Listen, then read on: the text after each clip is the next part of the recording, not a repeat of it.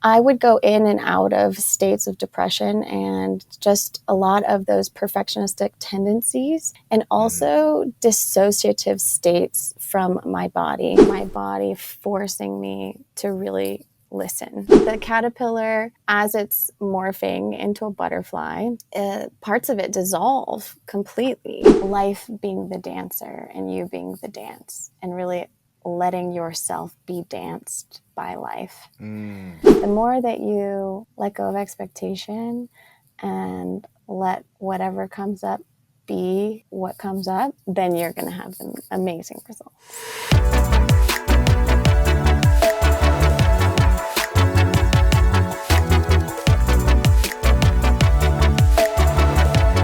Welcome to episode 60 of Super States, Practices of Transformation, with me, your host, Joshua Peters. Super States explores the overlap of trance states in all the ways you can access that with personal or professional growth. In each episode, we talk to world-class experts, industry leaders, revolutionary thinkers, people who are out there sharing the latest information, tools, along with their own personal stories to inspire us on our journey. Make sure to subscribe to this podcast through your favorite podcast host. You can even find it on YouTube, and that way you'll stay up to date with new episodes. If you enjoy this show, either give me a 5-star review or share the show and the episode with someone that you think would enjoy it. That's the best way to help this show grow. In this episode of Super States, I interview Elizabeth Sterling, an integrative hypnotist and coach. Elizabeth shares her journey from ballet to hypnosis, how she empowers others through her work, and the transformative power of integrating body and mind. So how do you go from a ballet dancer to a hypnotist? Find out in this episode as we unlock personal power with Elizabeth Sterling. Welcome to Super States. I am here today with Elizabeth Sterling. Elizabeth, welcome to the show. Thank you so much for having me. I'm excited to dive in, to learn more about you and what you do. So to that point, describe to us what you do, how that makes an impact on people's lives, or maybe even your life. Yeah, thank you for asking. It's a great question. So I call myself an integrative hypnotist and coach, and I really see all of the work that I do with people as connecting you back to your own inner wisdom and authority and the innate healing power and mechanisms that we all have inside of us. And I definitely, in experiencing hypnosis and then becoming a hypnotist, have been able to connect back to myself, and it's changed my whole life. Yeah, it's just kind of par for the course as we dive into this. Yeah. Most of us have not started out as a hypnotist. So why don't you share with us your backstory, like how you got into this industry, how you got to where you are now? Yeah, perfect. So my original career was as a ballet dancer, which was a very unique career because I started in it very late. You know, most ballet dancers start probably when they're like 3, and I started at 14, which is pretty ancient in the ballet world. And I was able to get a professional contract by the time I was 19. But it was a fairly short-lived career because even while I was like living the height of my dream, I just came under such dark depression, and my body was really unhealthy. My thought life was really unhealthy. And so I left it pretty quick. I was only danced professionally for about 3 years. And I grew up very religious, and I just went further and further into a very, very specific religion. So as I had my children and got married, I would go in and out of states of depression and just a lot of those perfectionistic tendencies, and also dissociative states from my body. Because even though as a dancer, I worked a lot with my body very intricately, I really learned as a dancer how to override my body and look at it as more of a machine and something to overcome rather than to work with. And so those patterns played out in so many ways in my life that I finally found myself in just a really dark hole. And I had heard about hypnosis on a podcast. I'm an avid podcast listener, love podcasts. No, Um, thanks for your support. that's right. All the podcasts. I had heard about hypnosis on a podcast probably 5 years before I found myself in this hole. And I remember I had always like tracked that podcast episode as like, that's so fascinating. I had never done therapy. And I had the misconception of like, oh, hypnosis, they just like knock you out. You don't even have to be aware of it. They'll just like drag out the trauma and get rid of it. And so once I found myself back in a really deep state of depression and just kind of feeling really hopeless, I finally turned to hypnosis.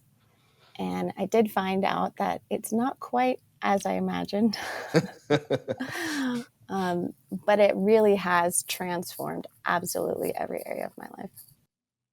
That's amazing. So you had this experience where you used hypnosis to kind of heal yourself from that Mm-hmm. depressive state.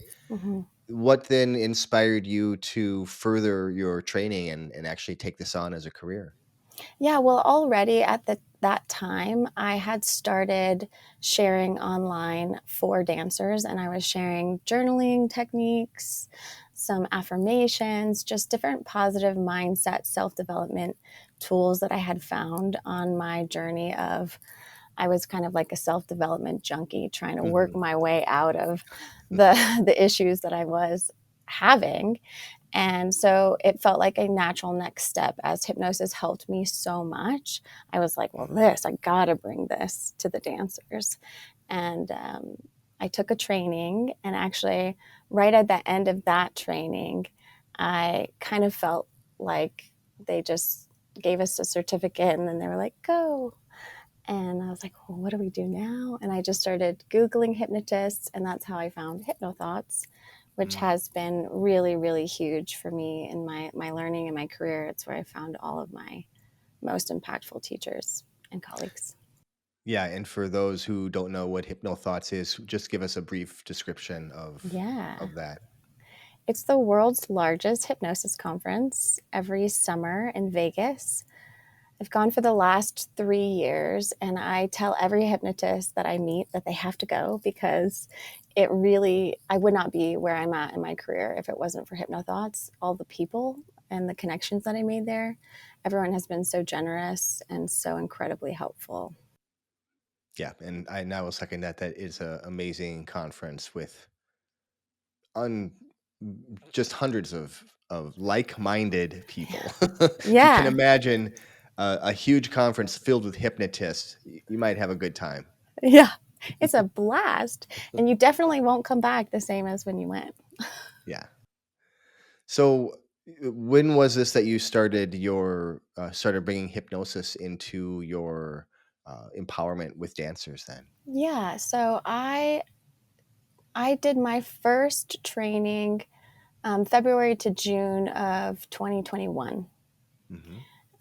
And then, I mean, right from June, I started bringing it in, and it's been a long-term mission of mine to bring it more and more into the dance studios so that the techniques can be taught alongside the physical techniques.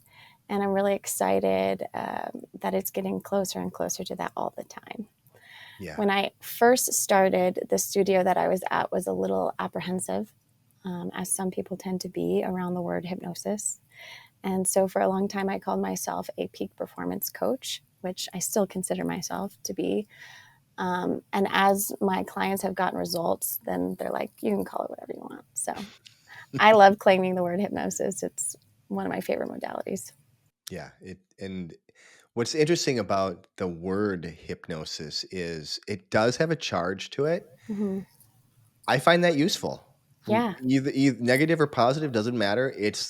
It like sparks. You can see it in people's eyes. There's a spark that shows up. Yeah. I really love I almost consider it like reclaiming the word hypnosis, especially having the extreme religious background that I do, in order to own hypnosis and what it did for me, I really dove into the science aspects and the neuroscience, and I became almost like an evangelist for like, no, this is how our brain and body work. There is like nothing woo-woo or magical about it. And then as I've gone deeper and deeper into it, I'm all about the woo-woo and the magic, and I love being able to bring them together. And the word hypnosis to me has such a life-changing magical resonance that I love calling what I do hypnosis because it just Yeah. feels right. I think that what you just described is let's call it a relatively common occurrence. I feel that myself. Like when I first started out, I was very particular and very careful about making sure that there was no woo in what I talk about. And uh, but then it's almost like you're kind of covering something up and hiding. Mm-hmm. And so I'm learning to bring out the woo. Well, this whole uh, podcast is all about it, right? well, you learned my secret way of learning to talk about the woo. I love it. I love it. It's the best. So what would you say has fundamentally changed then about how you work with people, kind of when you started bringing Mm, hypnosis into now? yeah, I think probably the biggest change has been that at first I approached hypnosis similarly to the way that I approached everything in life, which had that perfectionistic tendency to it. Mm, And even the way that I was first trained kind of activated some of my perfectionistic parts with scripts and timing and like very specific order of things. And then the first hypnothoughts that I went to, I actually did a pre-conference training with Melissa Tears. oh And you yeah. know her tagline. This is shit's all made up. So it was very challenging for me. Yeah, But the more and more that I have been able to like sit back in that trust of connecting somebody to their inner wisdom and their inner knowing, it's so fun. I just adore hearing, experiencing, and even seeing what my clients bring. The metaphors that they create, the yeah. solutions and connections they make are things I never, ever in a million years could have come up with. So I've really gone from viewing it as something that like I'm doing for someone into a co-creative process, and just show up at every session like, oh, what's going to happen today? Yeah, I like that. And one of my favorite things is to just ask them, well, as that's happening, what happens next? and, Right. and It's, just I know. let it unfold for us. Right. Like we get it. It's I'm always really humbled and just so grateful to be able to be with clients and for them to trust me and share the things that they share. I love getting peeks into other people's brains and processes. It's the best. Yeah. So, what would you say is most misunderstood about hypnosis or this type of change work that you're practicing? Yeah, I feel like probably the first thing that comes to mind is that it is mind control. I Mm, get a lot of people concerned about that, both through the studio and also through the church that I used to be a part of. Kind of like this concern that you're going to be brainwashed, or you're going to lose control, or you're going to be made to do something that you don't want to do. And while I definitely think that, you can see hypnosis in lots of programming and brainwashing, the way that learning how to work with your mind body connection through utilizing hypnosis connects you back to your own power is something that makes you then, in my opinion, more like brainwash proof, because the hmm more that you know yourself, the more that you are connected to your own inner knowing and your authority, like that's not going to happen anymore. Yeah. and, and so I always really, really like to speak to and educate my clients on how much this is just connecting them to what's already there and becoming more aware all the time of how much you are in control of your experience of life. Yeah, that's empowerment is the name of the game, Right? right? Yeah. Yes. Since and you can tell me you don't want to answer this question Sure. if that's true, but I'm curious about you've mentioned a couple times this religion that you were part of. Yeah. Did you find a dissonance with the religious beliefs and with being a hypnotist? Yeah, for sure.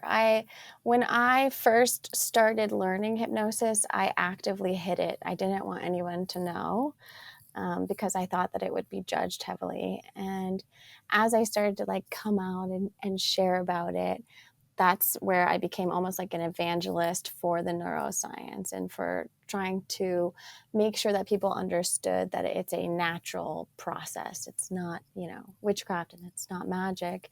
Um, but honestly, the more that I learned about hypnosis, the more that I experienced and also facilitated hypnosis, the more I just saw hypnosis everywhere. Hmm. And so it became so interesting to be in the religion and be like, well, that's hypnosis. That's hypnosis. So is that. Yeah. Wait, a bunch of people all standing up and sitting down in unison and chanting the same words over and over again? Huh. Oh, yeah, there's a lot. It's everywhere. And it was a very personal journey. I remember, I think it was like a year after I got into hypnosis that I made the choice of like, I'm just going to give myself permission to question everything that I've Mm, ever been taught. And I didn't tell a lot of people because I didn't want outside input. I wanted to really be able to hear from myself. And there was a lot of times throughout that year, it was about a year and a half, that I was like, oh yeah, it does work. Like I get to keep my beliefs and all of this great stuff that I've experienced in hypnosis. It matches. And then I would have experiences that just my body would immediately be like, no, that's not it. And that happened enough times to the point where it was a painful letting go because it had been something that had been so vital and influenced every decision I'd ever made. But it still was, it's like that deep knowing that, like, yeah, you have to let this go because you just keep getting called into things that can't be explained by a book or a set of rules. mhm. And so, how did you navigate that Hmm. letting go? It's been very interesting. Um, so I was in that questioning for a long time. And like I said, I kept having those experiences where I'd be like, yes, I get to keep it all. And then I'd be like, no, I don't want that. And it was very much an experience of coming back into my body that Mm, really landed it. Because, like I said before, in the experience of being a dancer, I really had learned how to override my body and disassociate from my body. And I learned through life that I also was using hypnosis as a form of dissociation from my body. mm, So it almost wasn't until I started to bring in some more somatic modalities and different things that really helped me to connect to my like physical felt experience that I started to have those experiences where like you can't ignore your body forever, and the body signals were getting more and more intense, um, and so it was almost a surprise to myself when I said it out loud that like, yeah, I don't believe that anymore. mm. I said it and then I was like, whoa, wait a second. Is that Yeah. right? And then I was like, yeah, that's right.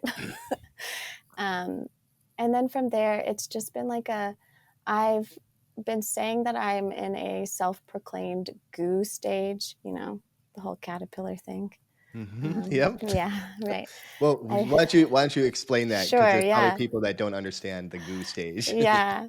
I think I just did a video on this on my Instagram because I feel like I'm starting to come out of the goo stage, so now I can start to talk about some of it. But I think my wings are like still wet. So, like Mhm. a caterpillar when it goes into the chrysalis, and I actually looked this up so that because I was writing an email and I was like, I better fact check myself here. So, um, yeah, the caterpillar, as it's morphing into a butterfly, parts of it dissolve completely. And what's so cool about it, when I read about it, was it's even cooler than this idea that a caterpillar just like dissolves and turns into a butterfly. And it's that like parts of the caterpillar remain, like those base parts, like, heart, things like that. Mhm. And then most of the caterpillar really does get completely dissolved into goo or waste. Um, Therefore, the goo. It's all the dissolving of the identities. Um, and that goo, that like caterpillar soup, is what feeds what they call imaginal discs, which I just think is like the coolest name ever, Huh. that have always been inside of the caterpillar since it was in the egg. And those imaginal discs feed on the caterpillar soup, and that's what gives it the energy and the ability to the imaginal disc turn into the butterfly. And then also as it comes out of the chrysalis, that's why I say I think my wings are still wet. The wings are very flat and wet, and it takes a while. And so like there's so many moments throughout that process where if it gets rushed, if someone tries to open the chrysalis before it's time or help the butterfly fly before their wings are dry, the butterfly will just die, you know? And so I don't even remember how I came upon that to self identify with, but it's been a very loud metaphor for me the last 10 months. Mm. And for my own personal goo stage, it's just been like a dissolving of every identity that I ever clung to as who I am. Mm. And in that process, as you dissolve various identities, it's very vulnerable, and Mhm. I can definitely relate to this idea of like you have to go inside to such a depth that other people really can't go with you. I really like that's a really fascinating uh, non-metaphor metaphor, Right. right? But it's the fact that it was there all along, like that's really beautiful. I love it. And it kind of gives me goosebumps even just thinking about Hmm. that. Because I've experienced that myself, right? Where I Right. think we all have. Yeah. But what's really beautiful about that is it comes in its time. Right. And you're gonna go through a transformation, and you have to be gentle with yourself, and Hmm. you have to let those wings unfold in the right Hmm. amount of time. You don't just no need to rush it, Right. no need to hurry anything. You just let life do what life is gonna do and 100%. unfold in its own beautiful way. 100%. Yeah. When I read about that, I also really got chills at the idea that that potential has always been there, Mhm. and that it's almost like the death of that former you, those former patterns and ways of being that help feed and give the Yeah, energy for that new you to come about. yeah. And yeah, that's another place is like if for whatever reason the hormonal process that happens gets started too early, it won't go off. So it has to be the right time. Mhm. And at least for me, and I'm sure a lot of other people can relate, it's definitely not something that I was aware of or that I chose. It just felt like it just started happening. And then there really was no way to not go in that direction. Mm. You mentioned something that I'm curious about a little bit ago, and that Hmm. was the fact that uh, this didn't really solidify for you until you brought in some somatic elements. Yeah. Can you give us some idea of what those somatic elements are? Yeah, definitely. So it was back in 2020. is when I first started this. And that was actually before I became a hypnotist. But I believe it was a big part of what even opened me up to be able to do hypnosis in the first place. We were all stuck inside, and all of my ballet classes got moved online onto Zoom.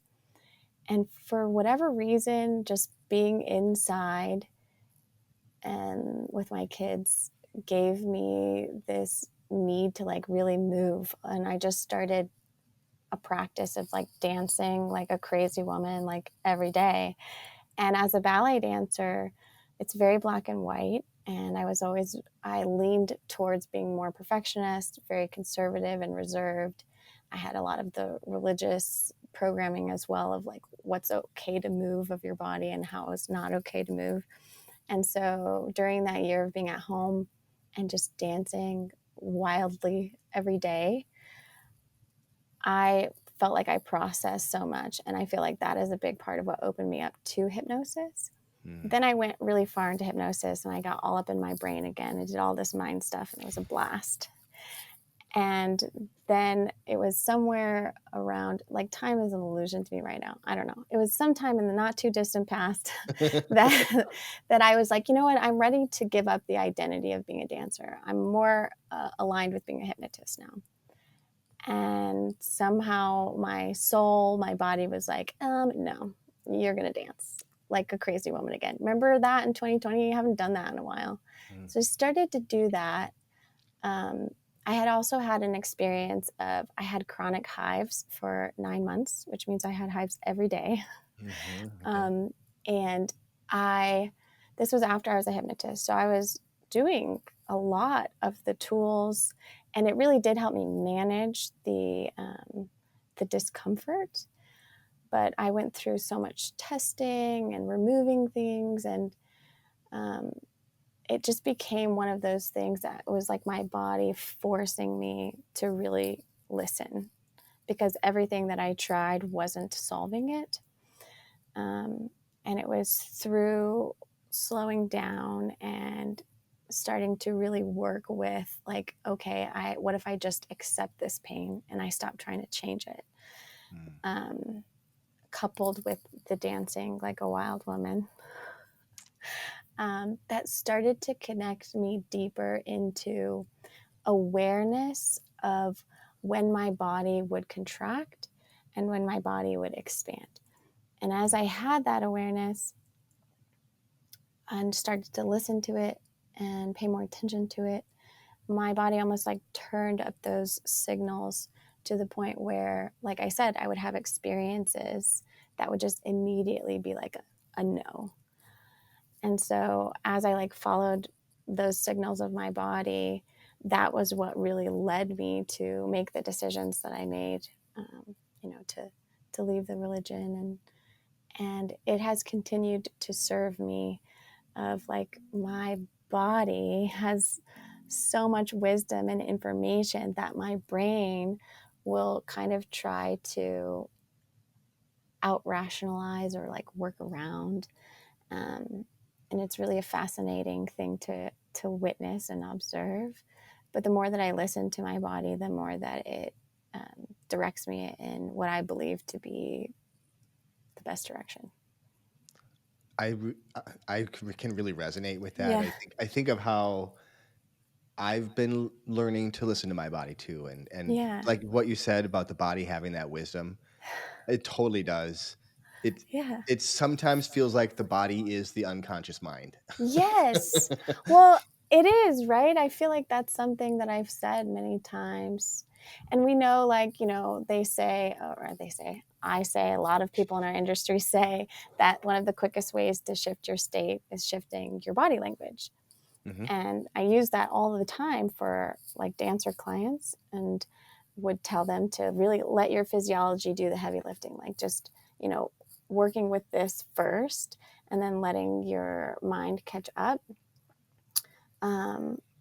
But it's been coming back to my body and paying attention to sensation, paying attention to those like little tiny cues. is something that now I utilize with every client, because I believe that for a lot of people, we've kind of systematically quieted our body to the point where it might not even be giving you much sensation anymore. And at first, that can be really discouraging. But when we couple working with hypnosis and those deeper states of consciousness with connecting it into the physicality and what we're experiencing in our body, we can start to turn it back up and turn it back up. And then we build that trust by responding to what we're hearing. And I believe that it's that process of reattuning to the body, making the body feel safe enough to express, and then responding, that, just like, yeah, it's the best. That's what makes the difference for people. To me, yeah. Yeah. Again, I really resonate, and I think of different moments that have thrown me into essentially a fight or flight response where my mind knows everything's fine, and yet my body's just doing what it's doing, and I'm laying there at night, just can't fall asleep because my body's just doing that thing. And right. Yeah. And I mean, it's so interesting. So coming from like that ballet dance background, like I said, is like I had very specific rules around movement and like what's okay and what's not okay and what's good and better and not good and worse. And actually, in this process that I've been going through that's been really vulnerable, I've found ecstatic dance. I don't know, have you? Yeah. Yeah, I was actually going to ask you about that. Yes. My wife and I went and saw Parengi, Oh, who, yeah. yeah, you know Parengi, Yeah, I do. and we've done a little bit of ecstatic dance, and obviously I love the ecstatic type of trance. So, Yes. but we had the most fantastic. Oh, that was such an amazing show, and I Yeah. learned that there is a local dance church where they do Yes. ecstatic dancing every Sunday. So dance Yes. church, right? Exactly. So it was actually, I don't remember. I was the woman that I first learned meditation from. I learned meditation in 2020. It really helped me. And then when I found hypnosis, I kind of tossed meditation out the window because I was like, oh, this is better. I don't have to do this. And then I came back to meditation when I first left the religion, just to kind of really help regulate myself. And it was very helpful. And I refound my way back to that lady. And I did this class with her where she just went basically through the meta pattern, but with movement. And at that time in my life, because of the big shifts that I had made in leaving the religion and losing certain relationships, I felt like I had lost my ability to visualize. So I'd always been a big visualizer, like as I'm falling asleep, and I felt like I had no idea like what the future looked like. So every time I tried, I got nothing because everything had changed so dramatically. Yeah. But it was in her class with the movement that I had like this visualization of, it was like a circle of women. And I was with a specific woman, and there was dance involved. And at the time, it made no sense to me because I'd never been in a circle.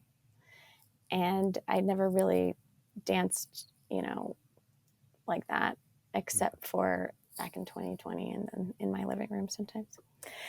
And I didn't know what ecstatic dance was.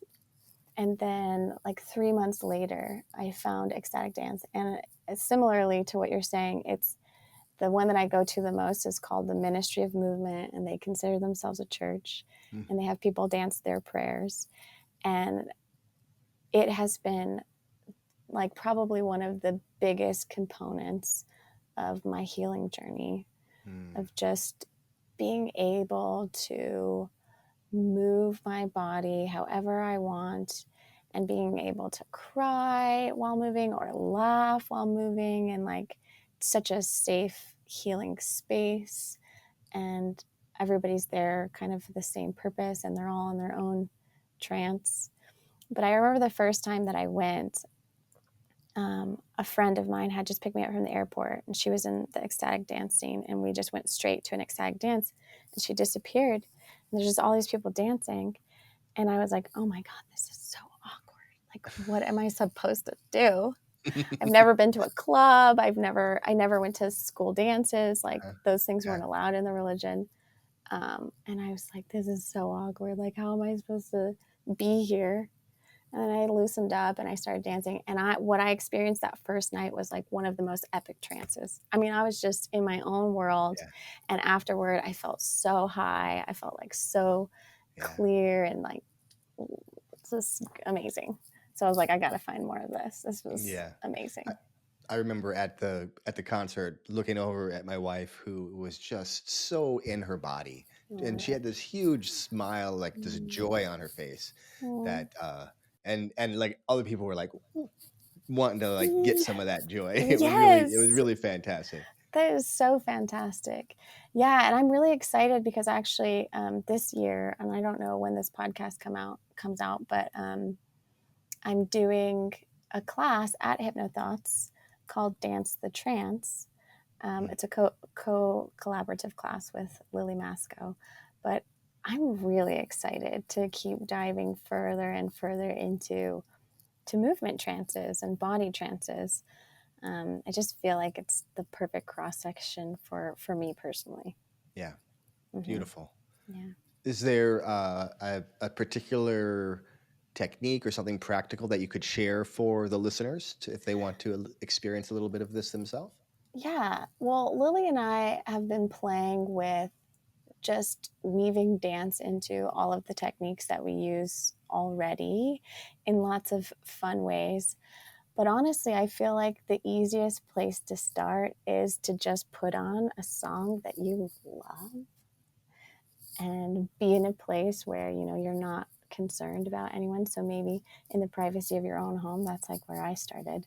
Mm-hmm. And just like taking a moment first to close your eyes and tune inside and see if you can listen to the way that your body wants to move with no expectations. And that can be a process for people. I know a lot of us, kind of like hypnosis, like we have very specific ideas of what dance is. But honestly, like just standing there can be your own internal dance. Mm-hmm. Or maybe you want to move like a pinky finger, or maybe, like just anything, and letting it be as unexpected and interesting as it is. It's kind of the same thing as I say to hypnosis clients. It's like the more that you let go of expectation and let whatever comes up be what comes up, then you're going to have amazing results. Yeah. But I feel like if you start with a song you love, like, come on, doesn't everybody dance to songs? Maybe not. I think I, so. I At hope some so. level. I hope so. Even if it's just like, just like a little thing. Like, I always like, even before I was a hypnotist, one of the things that I've worked to bring to the dance world is that I believe that everybody is born a dancer. Because, like, if I have 3 daughters and you watch a baby, you put music on, like, that's immediately, they're in it, they're feeling it. I Yeah. mean, yeah. And it's like somewhere along the way, we lose that connection. But dance to me is like one of our first languages.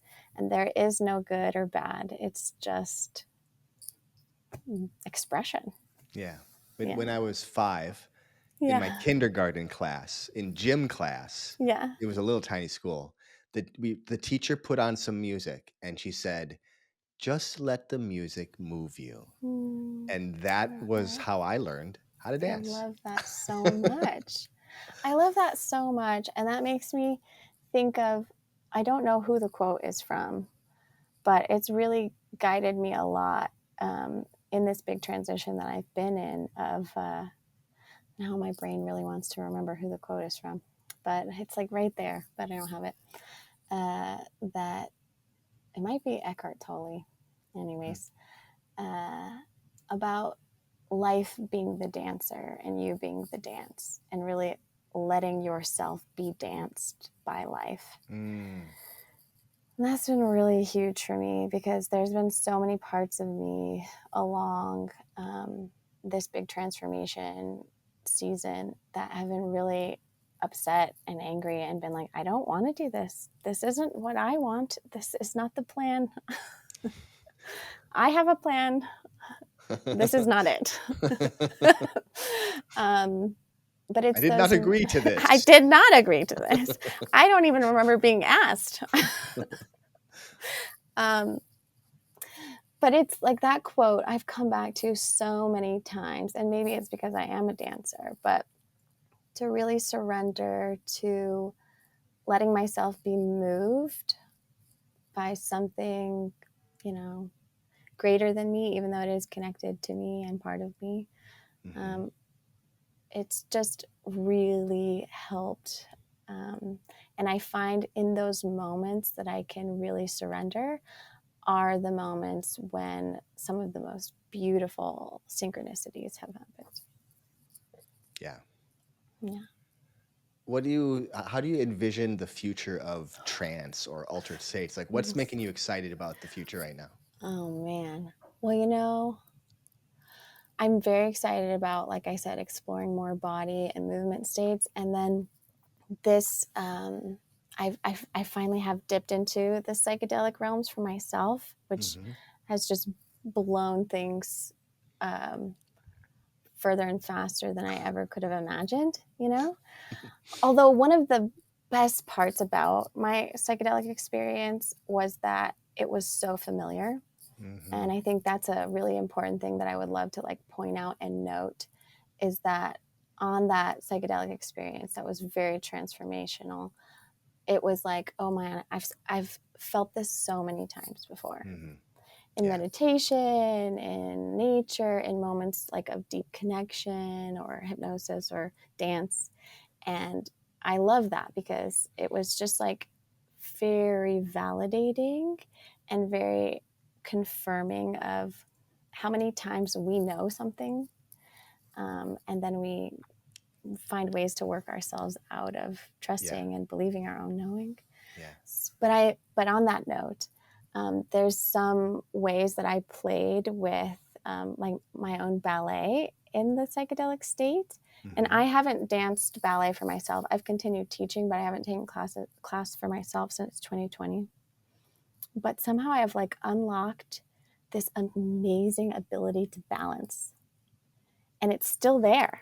Wow. So, like, I'm very excited about what this could mean and what the potential is for bringing like this much more holistic healing, you know, accelerants into the processes for dancers, because there's a lot of issues in the ballet world, and unfortunately, there's a lot of substance abuse and there's a lot of toxicity. So I'm just very excited to keep bringing everything that I'm finding, because the ballet world is something that I'll always have deep heart for. And I feel like dancers and artists, in giving them these tools and connecting them back to themselves, I get really excited about the future of what will be created.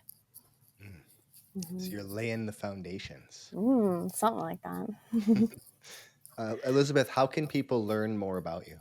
Yeah, I am at the Whole Point. So, whole as in Whole Foods, and then point is like a point shoe with an E at the end. Everywhere. I won't say everywhere, but a lot of places. So, my website is www.thewholepoint.com. And then Instagram, YouTube, TikTok, Facebook, all the Whole Point. I'll make sure to grab all of those from you and have them in the Cool. show notes as well. Thank you. And Yeah. what's the one piece of information or insight or bit of wisdom that you want the listeners or the Mm. viewers to leave with today? That's a great question. I think I want to connect it back to that whole idea of being the dance and dancing, because one thing that I would love to continue to keep at the forefront is like, this gets to be fun. Like, we get to have a blast. Like, yes, there's a lot of depth and there's a lot of pain and grief, and we can keep dancing like the whole time. Mm.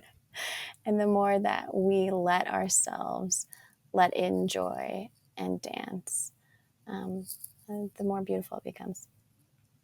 What that reminds me of is a ballet that Mm-hmm. has happy moments, Mm-hmm. but there's sad moments, Yeah, and it's all expressed through the dance. it is. A lot of ballets are tragedies. Yeah. But if you can keep dancing, like, I like getting dramatic. It's good. It's good for the soul. Let yourself. Thank you so much for your time today, Elizabeth. It's been Yeah. a really great conversation. Yeah, thank you so much. I really enjoyed it as well. Hey there. If you feel like something holds you back from reaching your true potential, listen up. I've got something incredible to share with you. I'm offering a free 7-day email program that helps you break through those blocks to get to the unshakable confidence and success that you deserve. Imagine starting each day with a clear mind, a strong sense of purpose, and the confidence to go after whatever it is that you truly want. This program guides you through a powerful process to uncover and then eliminate the root causes of your limitations. You receive daily emails with practical steps, immersive audio exercises, and techniques that help you rewrite your personal story. As your expert coach, I am there to support you every step of the way. Now, people have used this program to remove old triggers and create a new empowering mindset, or others have used it to remove resistance to taking certain actions. You can have these same kind of results or something different. If you feel ready to break free from what holds you back, the fears, the worries, the anxieties, those old patterns, whatever they are, and you're ready to embrace a life of confidence and fulfillment, go to xfactorhypnosis.com/transform. It's completely free and you gain a more empowered you. You can use the link in the show notes or just type xfactorhypnosis.com/transform into your favorite browser. Thanks for listening. And remember, stay curious, keep growing, and embrace your transformation.